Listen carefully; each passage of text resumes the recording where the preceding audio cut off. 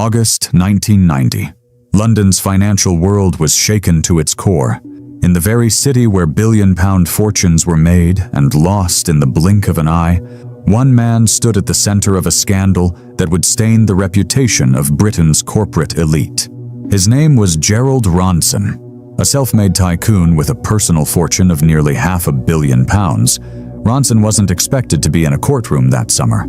He was expected to be in skyscraper boardrooms, shaping the future of global property. Yet there he was, convicted of fraud and sentenced to prison. How could a man who built one of the largest private companies in the country, who transformed fuel stations and redefined urban landscapes, end up branded a criminal? Was it ruthless ambition, greed, or simply the cost of playing too close to the fire in a high-stakes world? More importantly, how did Ronson manage to fall so far, and yet somehow climb back again? He was born in Paddington, London, in 1939, into a Jewish family that valued hard work above everything else. The Ronsons were not wealthy aristocrats or high society figures. They were middle-class, modest people who believed that success could only come from putting in the effort day after day. His father owned a small furniture business, and from a young age, Gerald absorbed the rhythms of trade, bargaining, building relationships, and understanding how to turn goods into profit.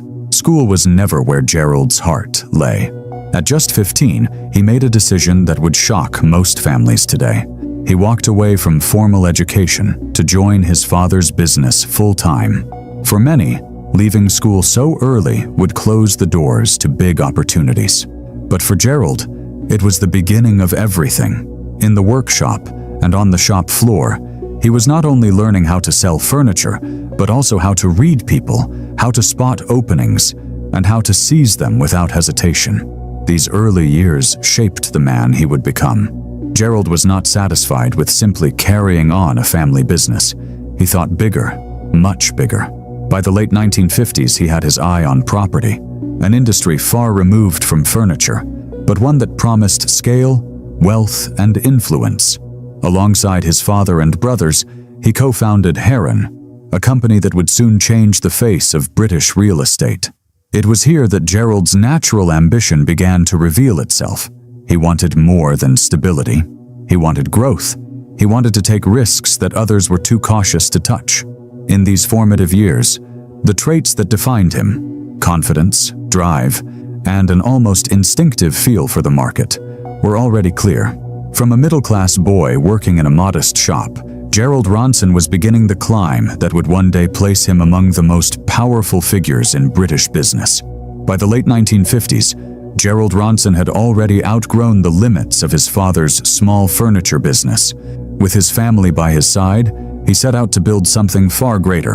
That vision became Heron International, a company that started with modest property deals, but quickly expanded into a powerhouse that would change the skyline of Britain and beyond. Ronson's strategy was simple, yet bold. While others moved cautiously, he moved fast. He bought land, developed buildings, and reinvested profits back into new projects. By the 1960s and 70s, Heron was spreading its reach across the United Kingdom and into continental Europe, building shopping centers, office blocks, and residential projects. What set him apart was his willingness to take risks on ventures that others dismissed. To Gerald, every empty site was a potential fortune waiting to be unlocked. But Ronson's ambitions weren't limited to property alone.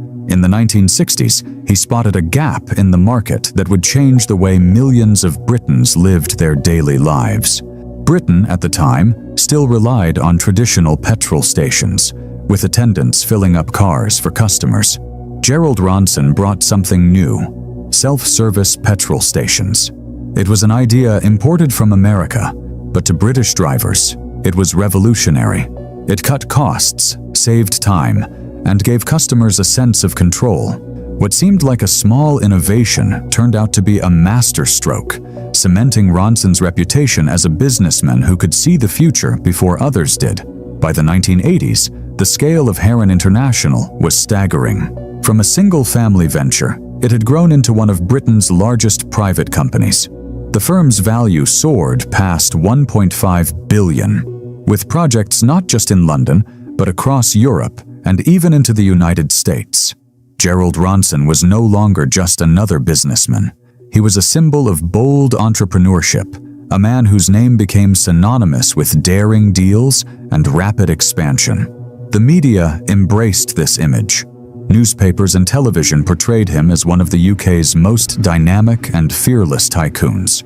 He was admired, even envied, for his ability to spot opportunities and turn them into empires. In an age when Thatcherism was reshaping Britain with an emphasis on private enterprise and wealth creation, Gerald Ronson seemed to embody the spirit of the times. He wasn't just playing the game, he was rewriting the rules. Yet behind the admiration was a growing sense of unease. How far could one man push the limits of ambition before the risks caught up with him? Was Heron's rapid growth a sign of genius, or was it built on foundations too fragile to withstand the pressures of the financial world? For now, Gerald Ronson stood at the top, his empire unrivaled. But in the high-stakes arena of global business, success often carries a shadow. By the late 1980s, Gerald Ronson had reached the peak of his power. His personal fortune stood at around $500 million, a staggering sum that made him one of the wealthiest men in Britain. Heron International, the company he had built from nothing, was worth billions and held properties across Europe and the United States. To the outside world, Ronson seemed untouchable, a tycoon whose instincts had never failed him. But wealth often comes hand in hand with risk.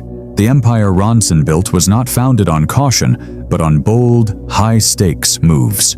By reinvesting profits and borrowing heavily to fund new projects, Heron grew at breathtaking speed. For as long as the economy was booming, the strategy worked. Yet when the winds changed, the same tactics that had once made Ronson rich threatened to destroy everything. In the early 1990s, the property market crashed. Interest rates rose, demand collapsed, and property values fell through the floor. For Heron, the consequences were devastating. What had once been a symbol of unstoppable growth was suddenly drowning in debt. Losses mounted at an alarming rate, with the company reportedly losing around $1 billion. The empire Gerald Ronson had spent decades building was now on the verge of collapse. For most businessmen, this would have been the end. Few could imagine a way back from such a dramatic fall. Yet Ronson's story took an extraordinary turn. When Heron was at its weakest, some of the most powerful names in global business stepped forward to support him. Billionaires like Bill Gates, Rupert Murdoch, and Larry Ellison, giants in technology, media, and industry, joined a group of backers to help rescue Heron from ruin. It was a lifeline no one expected, and it saved the company from disappearing entirely. Why did they do it? Some said it was because Ronson had earned respect as a fighter, a man who never walked away from a challenge. Others believed it was a matter of business sense, with Heron still holding valuable assets despite its debts. Whatever the reason, their intervention gave Ronson a chance to rebuild when most would have been finished. The rise, the crash, and the miraculous rescue revealed the world Gerald Ronson lived in, a world of enormous risks, dramatic losses, and equally dramatic comebacks. His career was not defined by steady caution, but by the ability to operate in the high-pressure environment where fortunes are made and destroyed in an instant. It was a dangerous game, but one that Ronson had always been willing to play. By the mid-1980s, Gerald Ronson was already a household name in business circles. He was bold, ambitious, and unafraid of risks. But it was during this time that his name would also become tied to one of the most infamous corporate scandals in British history, the Guinness affair. To understand it, we need to strip away the financial jargon. At its heart, the scandal was about artificially inflating the price of Guinness shares. The company was in the middle of a takeover battle, trying to acquire a much larger rival, distillers. To succeed, Guinness needed its own share price to look strong. And so, a scheme was hatched. Supporters of the deal secretly bought up Guinness shares to drive the price higher, creating the illusion of market confidence. This was not just clever maneuvering, it was illegal. The practice deceived investors and distorted the stock market, and Gerald Ronson was accused of playing a central role. Alongside 3 other powerful men, he became part of what the press would later call the Guinness Four. When the case went to trial in 1990, it gripped the nation. The charges against Ronson were serious: conspiracy, false accounting, and theft.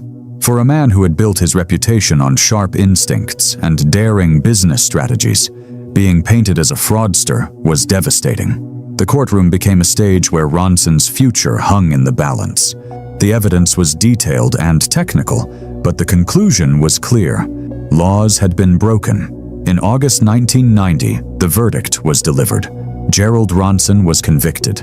He was fined $5 million, one of the largest penalties ever imposed at the time, and sentenced to 1 year in prison. In the end, he served 6 months before being released. For a billionaire tycoon who had once stood at the top of British industry, it was a public fall like no other. Yet Ronson was not prepared to accept defeat quietly. Over the years that followed, he fought tirelessly to overturn the conviction. He took his case to the Court of Appeal, the House of Lords, and even the European Court of Human Rights. But every attempt ended the same way. His appeals were rejected. The guilty verdict stood, cementing the Guinness scandal as the darkest chapter of his career. The irony could not be ignored. A man who had once reshaped Britain's property landscape and brought innovations like self-service petrol stations to the country was now branded a criminal. Wealth, influence, and powerful connections could not erase the stain of the conviction. For Ronson, the Guinness affair was more than just a legal battle. It was a humiliation played out in full view of the public. Newspapers that had once hailed him as a bold entrepreneur now labeled him disgraced. The scandal not only shook his personal reputation, but also raised wider questions about the culture of excess and risk-taking in 1980s Britain. In the end, the Guinness scandal revealed the sharpest contrast in Gerald Ronson's life. He had once been celebrated as one of the country's most daring businessmen. After the trial, he was remembered as one of the few tycoons to actually serve prison time for financial crimes. It was a fall from grace that few could have imagined, and one that would define him for years to come. After serving his sentence and facing public disgrace, many assumed Gerald Ronson's career in business was finished. Few men could recover from the humiliation of prison, bankruptcy, and headlines branding him a fraudster. Yet Ronson was not one to retreat into silence. Instead, he set out to rebuild his life, brick by brick, deal by deal. His first major step came with the creation of Ronson Capital Partners. The firm focused on real estate investments, but this was more than just business. For Ronson, it was a chance to prove that he could still command respect in the financial world. Partnering with seasoned investors and leveraging his sharp instincts, he began acquiring commercial properties across London. Each deal represented not only profit, but also the slow restoration of credibility. Around the same time, Ronson also became deeply involved in Rontech Investments, a company that managed a vast portfolio of petrol stations. This venture may not have carried the glamour of skyscrapers, but it delivered something just as valuable: stability and consistent returns. In Ronson's eyes, petrol stations were the arteries of daily life, dependable businesses that kept cash flowing while he prepared for larger ambitions. Those ambitions soon materialized in the form of landmarks that would reshape London's skyline. One of the most notable was Heron Tower, a gleaming skyscraper rising in the heart of the financial district. For Ronson, the tower was more than steel and glass. It was a statement, a declaration that he had returned. The project demanded enormous financing and faced fierce competition, but once completed, it stood as one of the city's most recognizable structures. Ronson did not stop there. He also backed the development of the Heron, a luxury residential building, along with other key projects that added to London's modern architectural identity. Each new building was a visible sign that the man once dismissed as a disgraced fraudster was, once again, shaping the capital. Slowly, whispers in business circles began to shift. Where people once spoke of scandal and failure, they now acknowledged resilience and determination. Gerald Ronson's name carried weight again, though not without lingering controversy. Critics questioned whether a man with his past deserved such a prominent comeback. Supporters argued that his vision, courage, and relentless work ethic could not be denied. By the late 2000s, one thing was clear. Ronson had rebuilt more than his fortune. He had rebuilt his reputation. The man who had once stood in the dock of a courtroom now stood again among Britain's most influential developers, a figure defined as much by his fall as by his remarkable return. For all his controversies, Gerald Ronson has also built a reputation as one of Britain's most active philanthropists. If his business career was about ambition and survival, his charitable work became about loyalty and legacy. One of his most important roles has been chairing the Jewish Community Security Trust, an organization that protects the Jewish community in Britain from anti-Semitism and threats of violence. Ronson took this responsibility personally, believing that wealth meant little if his community could not feel safe. Under his leadership, the trust grew into a respected institution, coordinating closely with police and government to ensure protection. But Ronson's generosity stretched beyond his own community. He became a major supporter of the NSPCC, a leading children's charity dedicated to ending child abuse. He also played a key role in establishing JCOSS, the Jewish Community Secondary School in London, which has given thousands of young people access to high-quality education. Through these efforts, Ronson's name became tied not only to boardrooms and courtrooms, but also to causes that touched everyday families. Over the years, his contributions were formally recognized. He received numerous awards and honors, reflecting both his business achievements and his philanthropy.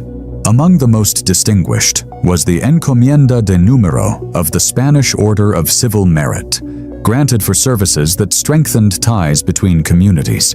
It was an unusual recognition for a man once branded a fraudster, highlighting the contradictions that have defined his life. To some, these honors felt undeserved, a gloss over past scandals. To others, they symbolized redemption, proof that a man could fall from grace yet still give back more than he took. Either way, philanthropy became a central part of Ronson's identity, allowing him to reclaim a measure of respect that money alone could never buy. In 1990, Gerald Ronson's world collapsed when he was convicted for his role in the Guinness share trading scandal. He served time in prison, paid millions in fines, and faced the humiliation of being branded a fraudster. For most men, that would have been the end of their public life. But Ronson was not like most men. He rebuilt his business empire, regained financial power, and carefully rebranded himself as a philanthropist. By 2012, the transformation was astonishing. Despite his criminal past, Ronson was made a Commander of the Order of the British Empire, or CBE, in recognition of his charitable work. The man once disgraced in the city was now shaking hands with royalty, praised for his contributions to society. The story didn't end there. In 2024, Gerald Ronson received one of the highest honors in the land. He was knighted by King Charles for his services to philanthropy. The moment was historic, but also deeply controversial. How does a convicted fraudster rise from the ashes of disgrace to stand as Sir Gerald Ronson? For some, it was redemption. For others, it was proof that power and influence can rewrite a man's legacy. Behind the headlines and boardroom battles, Gerald Ronson's private life told a quieter story. He married Gail Ronson, who became a steady and loyal presence through decades of both triumph and scandal. Together, they raised 4 daughters, building a close-knit family that often shielded him from the harsh glare of public judgment. Family ties extended further into the world of culture and music, as Gerald became the uncle of the acclaimed producer and DJ Mark Ronson, a reminder of the diverse achievements within the Ronson name. Ronson often spoke about his Jewish identity, not as a passing reference, but as a defining feature of his life. He expressed pride in his heritage and poured energy into causes that supported Jewish communities in Britain and beyond. For him, philanthropy was more than public duty. It was a personal mission to uphold values of resilience and solidarity. Yet Gerald Ronson's legacy remains a contradiction. On one side, he is remembered as a convicted fraudster, a symbol of corporate greed and the excesses of the 1980s. On the other, he built a reputation as a generous benefactor and a man determined to repair his image through charitable works. His story leaves behind an uneasy question. Can redemption ever outweigh disgrace, or do both always live side by side? Gerald Ronson's life is a paradox that still divides opinion. He rose from a modest background to become one of Britain's most powerful property tycoons, yet he also fell from grace as one of the country's most notorious fraudsters. Few men could survive such a public downfall, but Ronson did more than survive. He rebuilt his empire, regained influence, and even earned honors that many believed he no longer deserved. His story forces us to confront uncomfortable questions. Can success wash away the stain of crime, or does wealth simply buy second chances? Was he a ruthless opportunist who manipulated the system, or a determined survivor who proved that redemption is possible? Perhaps the truth lies somewhere in between. Gerald Ronson remains both a symbol of ambition and a warning about its costs. In the end, he is remembered as much for his downfall as for his comeback, a man forever caught between disgrace and respectability.